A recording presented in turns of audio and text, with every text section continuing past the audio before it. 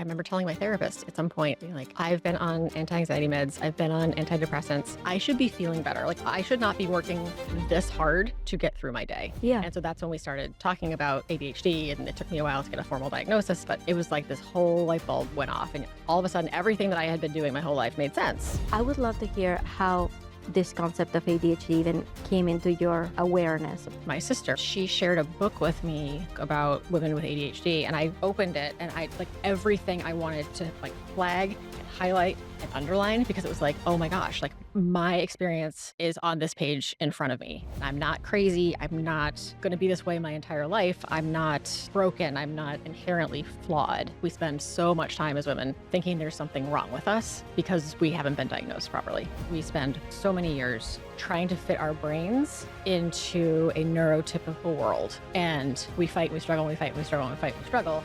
And like, we don't have to. Welcome back to the podcast. Today we have my friend Anna Burns, who is an ADHD coach for ADHD moms. Anna, so good to see you. Thank you for so being happy here. to be here. Absolutely. I can't wait. Before we start, can you please tell everyone what is it that you do and who do you help right now? Sure. So I am an ADHD coach for ADHD moms. And so I help moms who have ADHD themselves develop strategies, develop little tricks and tips to make their lives much more manageable and around their own brains. And you didn't start out that way, and I need to like get the cat out of the bag. You and I went to high school together, Yes. right? And we knew each other from back then, and you've always had this such a calming and friendly and amazing presence that it doesn't surprise me at all that you're a coach, and that's what you bring to coaching. So I just needed to like let that out of the bag. Everybody needs to know that about you. But you didn't start out as an ADHD coach at No. all. So can you take me back to before you even diagnosed Mhm. yourself, right, as having ADHD? Yeah. Like, what were you doing at the time? What was life like then? So before I became a coach, I was a pelvic health physical therapist. I loved the work. And then COVID hit, and I decided I would do my own virtual clinic. And then I realized that what I really missed about the in-person was all of like the problem solving and the chit chat and like that sort of thing. Mhm. And not so much the hands-on piece, but it was the talking to mostly women, moms mostly, and kind of really helping them through whatever struggles. Like, why aren't you able to do your exercises? Oh, because my kid is XYZ. Okay, well, how can we make this possible for you? And so once I went virtual and I decided, you know what, I really want to be a coach. Mhm. I don't want to be in the medical model anymore. I don't want to be part of that. I love talking to women. And I definitely work with women who aren't moms. So just throwing that out there. But I decided to become a coach. And originally it was like maternal wellness because that kind of parlayed nicely into kind of what I was doing. But I didn't get diagnosed officially until about 3 years ago. Yeah. It was after the birth of my son. So he was born in May 2020. Great time to have a child. Right. Um, I hear you. wouldn't recommend. I got some stories Oh yeah. for you about children in Yeah. 2020, Yeah. but yeah. And so I realized like after he was born, I was really having a hard time with things I hadn't really had a hard time with before. Organizing, like staying on top of things. I was really like sensitive to like sounds and smells and light and all this other stuff. And when you have a screaming child and you've got also toys that make obnoxious music all the time. Mhm. I remember telling my therapist at some point, being like, I've been on anti-anxiety meds. I've been on antidepressants. I should be feeling better. Like, I should not be working this hard to get through my day. Yeah. And so that's when we started talking about ADHD, and it took me a while to get a formal diagnosis and testing and treatment. But in that time, it was like this whole light bulb went off, and all of a sudden, everything that I had been doing my whole life made sense. And it's very weird to look at your life with a different lens backward. Right. Right. So that's kind of where I fell in love and decided to do coaching and decided with the ADHD track, because I think there's not enough support for women, moms who are getting diagnosed as adults. I remember you and I were talking, it was probably around that time that you were getting diagnosed, that I remember telling you, yeah, about this like mind foggy thing. I told like, don't you feel like after we had kids, like we don't feel as smart as we used to be? And you're like, yes, like Yeah. what happened, right? But there is a difference between what you were going through, Mhm. right? And I am not diagnosed ADHD. I don't suspect that I have ADHD, but you were clearly going through something completely different. I'm here like, yeah, baby fog, baby brain, whatever they Yeah. call it. But you were going through something that was completely different. Like you were having trouble, like making it through the day. And for everybody who's listening who may at least suspect or have never even considered before that they may have ADHD. I want you to tell me before ADHD even became a possibility in your mind, Mhm. right?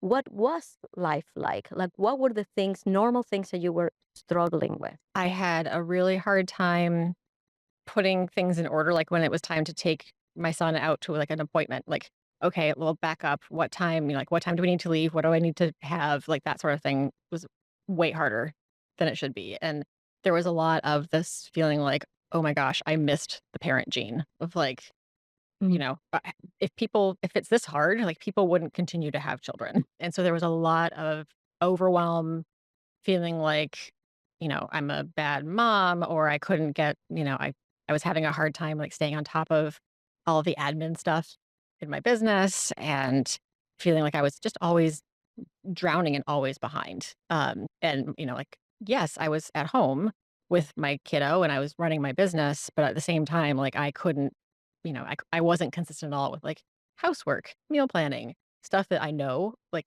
other people do and it's not a big deal, yeah. but I couldn't kinda stay on top of what needed to be done. Do you have a story that stands out in your mind of a moment where you were like just like ready to throw in the towel? Like this can't be that hard. Is there a particular moment in time that really brings those feelings and those memories to you? Gosh, I think it was just when my son started getting more mobile and I was having to pay more attention, like, I have to think a step or 2 ahead of, like, okay, How old was he around this probably, time? I don't know, like 18 to 20 months-ish. Mhm.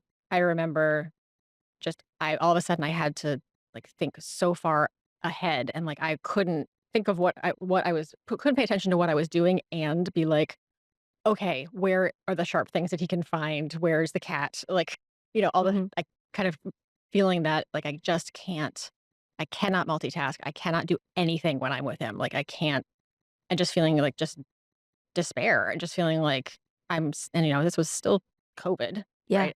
And so there's this sense of like, okay, I can't go anywhere.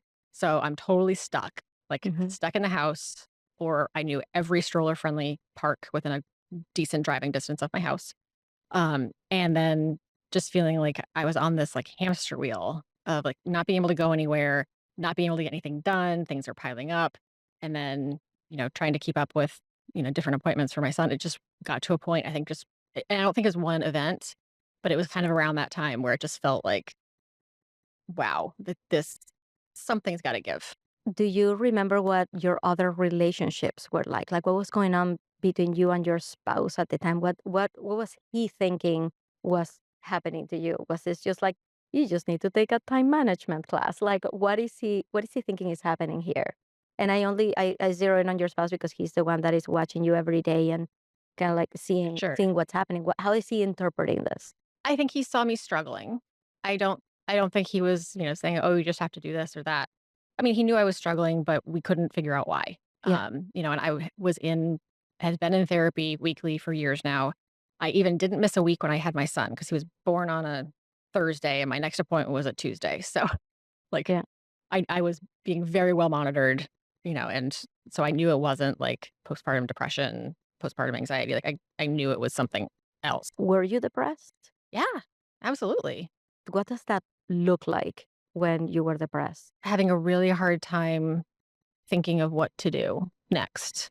Just not wanting to go anywhere, not wanting to I wasn't like the happy kind of mom I wanted to be. I was definitely the like overwhelmed, during this time too, like with COVID, we lost my mother-in-law around I'm this sorry. time. And so that was a whole lot of other things on top of things. So it was like, or the village that we imagined that was going to be there wasn't there. It's not for any of their faults. It was just like between COVID and, just age and whatever, like there was no physical, let me come and do your laundry or hold your baby or whatever. So I think there was a lot of that of just, I would love to hear how this concept of ADHD even came into your awareness. Mhm. What were the things that made you start thinking, wait, I need those symptoms? Do you remember a turning point when you're like, wait a minute, this might explain the whole thing?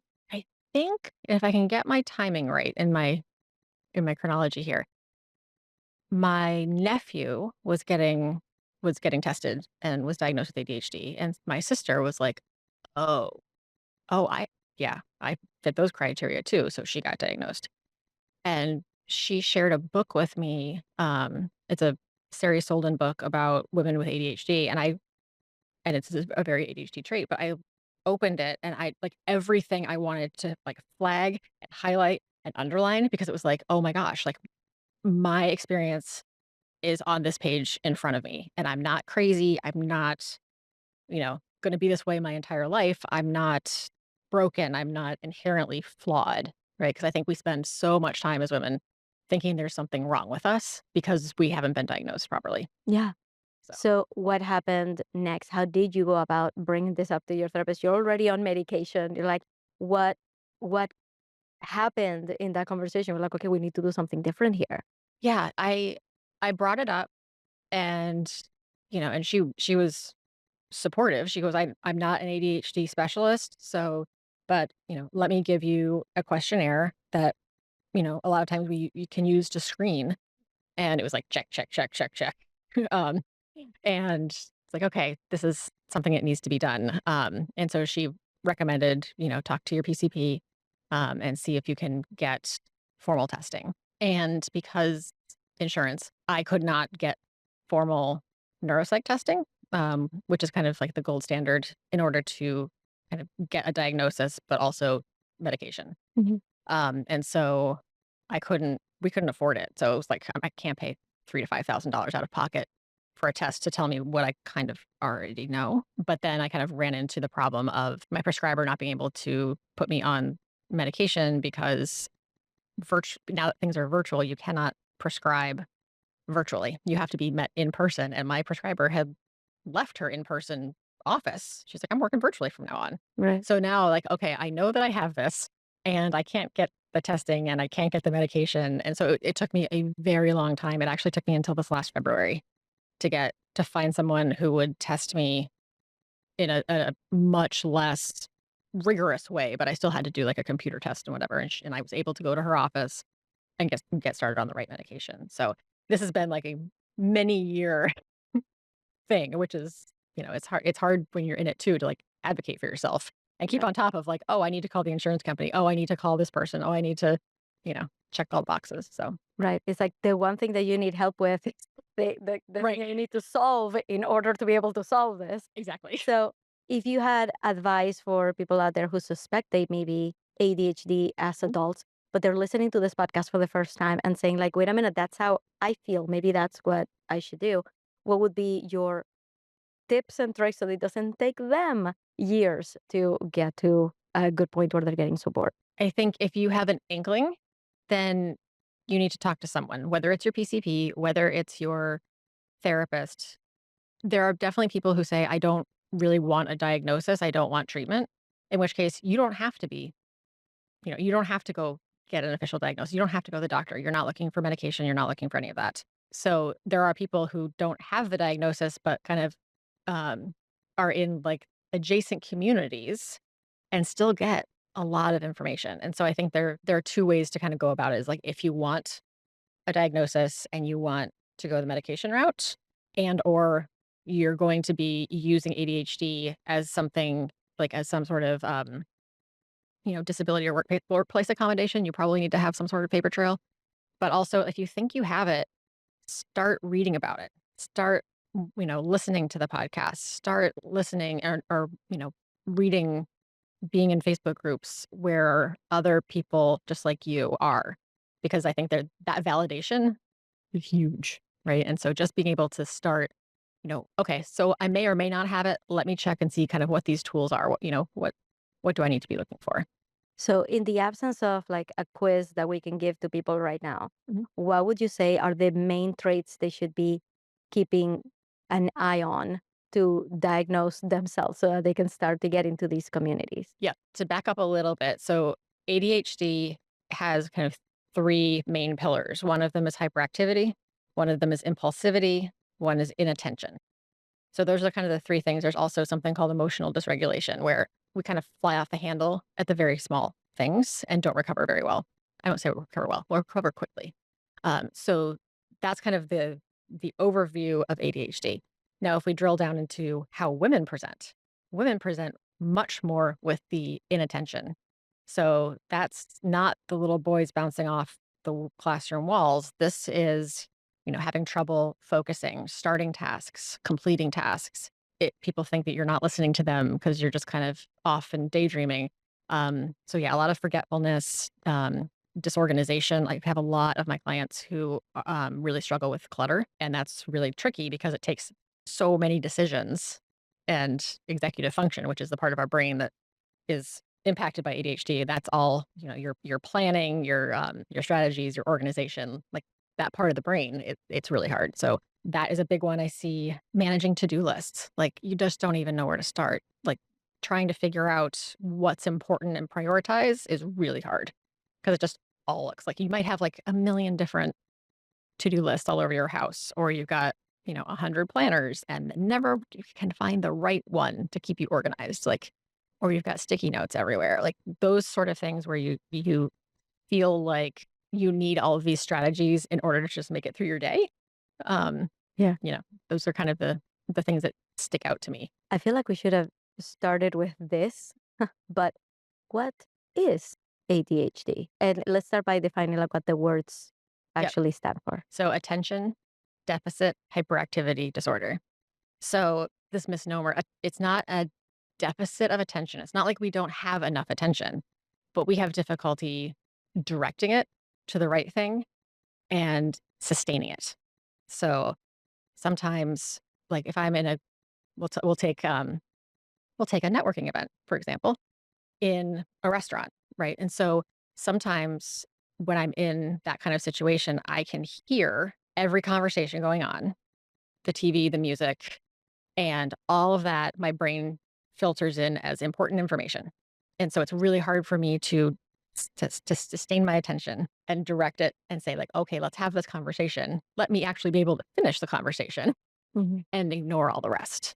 So it's not, again, it's not like we don't have attention. It's like, we have attention. We just don't necessarily point it and keep it in the right places all the time. What are people in our lives experiencing when they take us to a restaurant and we can't even focus on the conversation? Like, what may be some feedback that people listening who may be ADHD that they're hearing from their loved ones, but they're not really internalizing and like, oh, that may be a sign that this is a thing for me. I notice a lot of times like looking away or like watching the screens that are over a bar sometimes because it's just like, I don't know, it's just too distracting, right? So if someone is kind of like, "Hello," like, "Hi," we were in the middle of a conversation and you just kinda went that way, or sometimes, like, you're in the middle of a story or a sentence and you lose your train of thought because someone started talking over here, and now you're like, "I was talking to you. I was in the middle of a sentence. No idea where that went." Right? So it's like it's those kind of things Yeah. where, it's hard to where it's hard to have a good conversation Yeah. because everybody's your the loved one is looking around, ping-ponging everywhere. So what happens now? So let's say that somebody's listening and they're like, I think I may have ADHD, Mhm. right? So they could be, let's talk to the therapist. Let's see if we can get to see a specialist. Let's deal with insurance. Let's see if we can get some medication. But you mentioned that that's not necessarily the only way to go. Right. So what are the options for people who may be afflicted by it?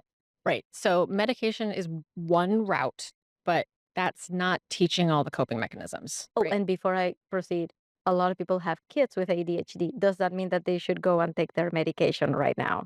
Probably. Yes. Yes. Well, I don't no, say not medication, their but like, no, don't take your kid's medication. don't take your kids' Don't medication. take your That's the kids' best thing. medications. But But if you yeah, have it, then but it would be that same medication yeah, that the kids take? yeah, Oh, wow. yeah. It's just a different dosage because they're different weights. So yeah, That's surprising. Yeah, I yeah, did not expect that. yeah. Okay, so you can go the medication route. What else can you do? This is kind of where I come in is as a coach, like learning strategies, learning coping mechanisms, understanding why your brain works the way that it does or like how it works, and then kind of figuring out different systems, different tricks, reminders, calendars, whatever to match your brain. Because we spend so many years trying to fit our brains into a neurotypical world. And we fight, we struggle, we fight, we struggle, we fight, we struggle. And like, we don't have to, right? We could just, if we were able to just back up and say, okay, I know why my brain works this way. Here's what I need. How can I make that happen? That's where a lot of the coaching and the education comes in. Because as one client told me once, she's like, when you get diagnosed as an adult, it's like you miss orientation. Like you get the diagnosis and then you get medication, but like you don't get any of the support. You don't get any of the like how, okay, so now what do I do? Medications is just one piece of the puzzle. And a lot of people don't take it for many reasons. And so that doesn't mean that you have to be, square peg round holing things for the rest of your life. But it's trying to figure out where are people's sticking points and then how do we address those from an ADHD friendly perspective. Can you give me an example? If I am ADHD and now I'm figuring out through this podcast, like I might be, can you give me an example of if tomorrow I'm really expecting to wake up and just struggle through getting my kid out the door for Mhm. school and struggle to put breakfast on the table and feed myself and struggling with the depression that comes with feeling like I'm a bad parent, like this person is like in the thick of it. Mhm. Give me an example if so if they realize, okay, this is what I have, what would their day look like? Because I don't think that we can imagine any other way to live than to everything done, get everything done perfectly, and just suck it up and just do it. So, what is an alternative way to live with ADHD? Okay, so let's talk about like morning routines, right? So having one, first of all, is important for people with ADHD, like to have an order, to have a routine, to have structure so that you kind of know what happens at what time. So you're not running out the door thinking you've got like 20 more minutes to do something and you actually don't. Making sure that you're taking care of yourself, right? So eat that breakfast, take 5 minutes if you can. You don't have a toddler waking you up. Breathe, gratitude, stretch, do whatever you can. So that because if you can set yourself up in the morning to have a really successful and smooth routine, now you're at a such better place going into the rest of your day because you're not already like overstimulated, shame spiral, all that kind of stuff. So having those morning routines are really important. Figuring out like, okay, what of this isn't actually necessary? Like, what am I trying to get done that doesn't actually need to happen right now? Like I was talking to one of my clients yesterday and she said, my son was telling me that we're going to be late because I was putting laundry in. And I was like, I don't need to put laundry in first thing in the morning on the way out the door. Like, I don't need to do that. Right. And so figuring out, okay, like at the bare minimum, what do you need to get yourself and your family where they need to be in a healthy way? Do they need to have matched clothes? Probably not. Clean clothes, yes. But do they need to match all the time? Like they can choose their own outfits. They can, if you pack your lunches the night before, if you pick out outfits the night before, the fewer things that you can have to decide in the morning, the better. Right. So trying to see like what can you delegate, what can you schedule, and what actually is kind of the bare minimum. Because I think we all want to be like the perfect parents that have like the sandwiches with the cute little cutouts, Oh God, with no. like yeah, Like exactly. that's not gonna happen. Right, exactly. No. So I think that but there's this image of like, oh, if you were a good mom, it would be like If a perfectly balanced, healthy lunch I hear every you. day. And you match to match everything and you get out the door and everybody would be happy and everybody would be calm. And it's like, well, that's not reality, right? And so where can you let go of the perfectionism and let go of the expectations on yourself? That's going to be a huge piece of managing your own ADHD. I feel like a lot of those crazy ideas, like don't make me cut out the crusts off of sandwiches and make them into heart shapes. Do not make me do Right. that. I feel like a lot of those ideas come from social media, Mm. right? Yep. Is from following other people. Now, I am prey to this too because I live on social media. Social media is my business. So I'm there all the time seeing how there's other people just showing me how to do it better. And it's impossible not to compare. Mhm. So if you're somebody with ADHD and you're seeing all these moms creating the cutesy little, lunches and getting everybody out the door and teaching the manners. And look at that kid says please and thank you. It's like my kid doesn't know what please and thank you mean, right? Right. Like, so what should we do about this social media comparison that we're all living through and stuck in, but especially with ADHD?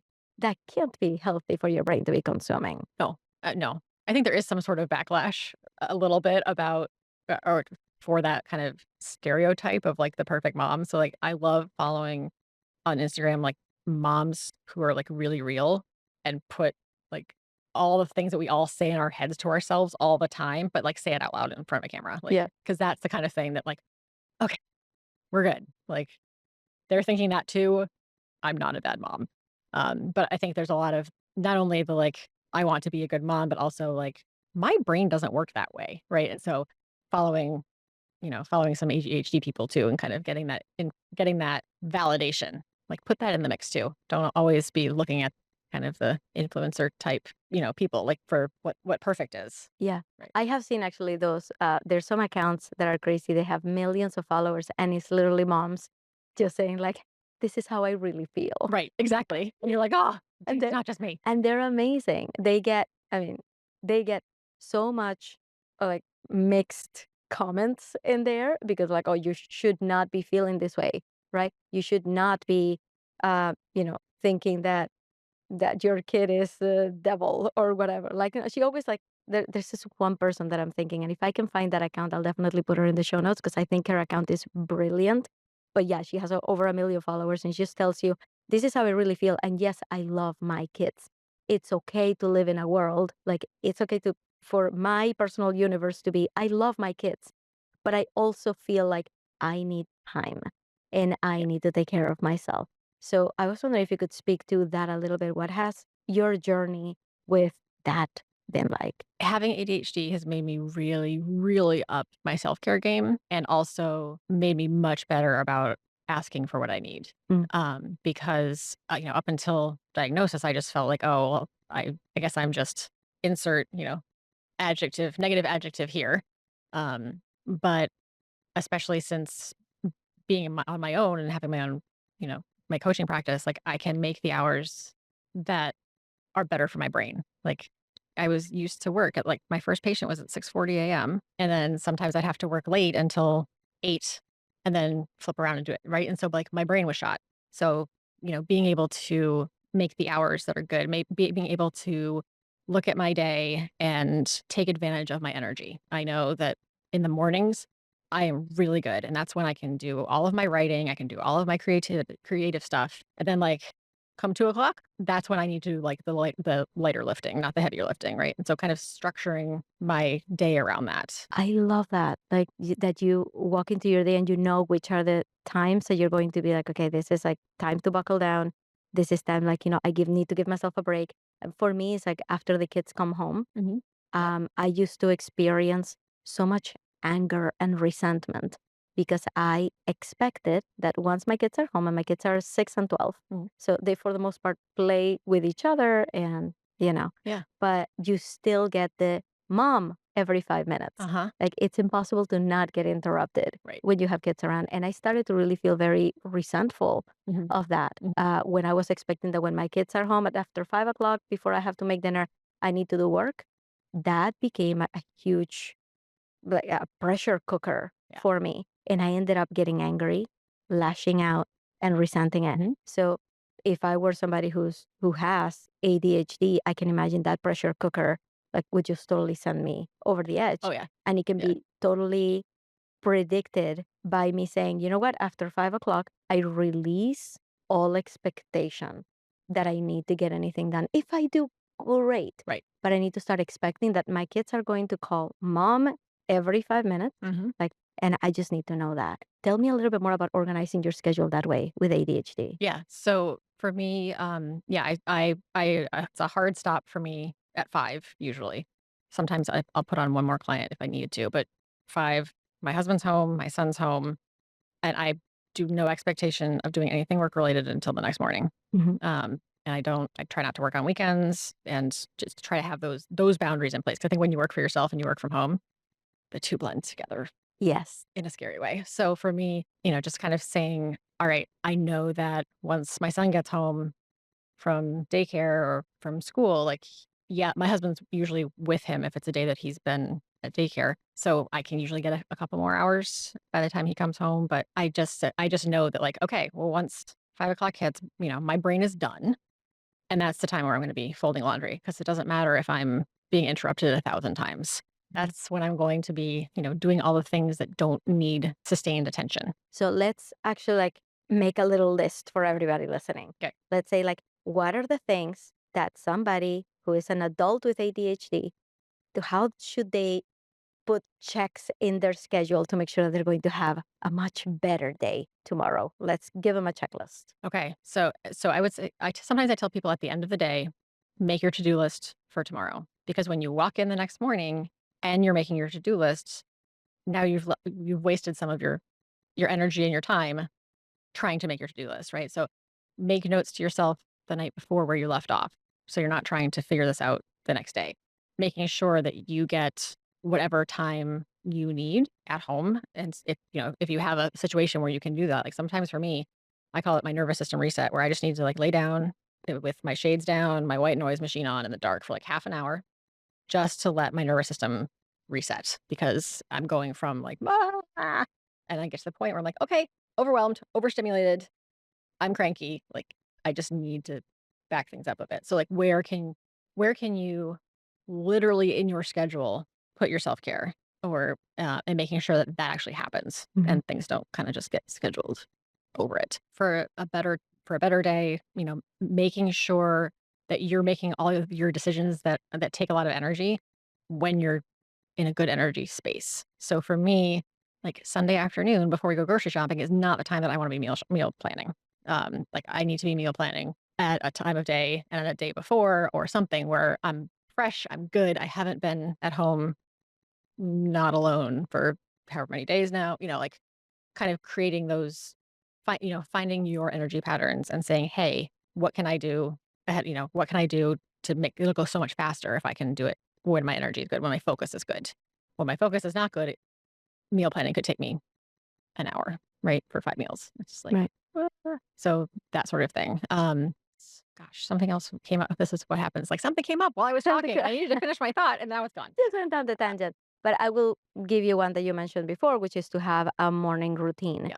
that doesn't include things that you don't absolutely need to do Mhm. in the morning. And I totally relate to the laundry situation. It's like, well, if I don't do it right now, then when am I going to do it? Because when I come home, like, so like just remove those things. Right. So I love that. So we've gone through, if somebody's feeling this way, they need to be aware that ADHD may be something that they need to deal with.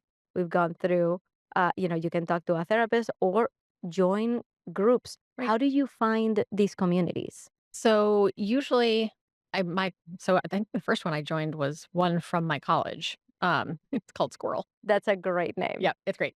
So that's the first one. And then I think I started just looking at moms groups. And then I started kind of picking things out and being like, oh, this person talked about this group or this group and just adding just kind of adding more resources. And just as I've looked as I want to learn more and want to read more, I just kind of moms with ADHD on Facebook and Hmm. boom.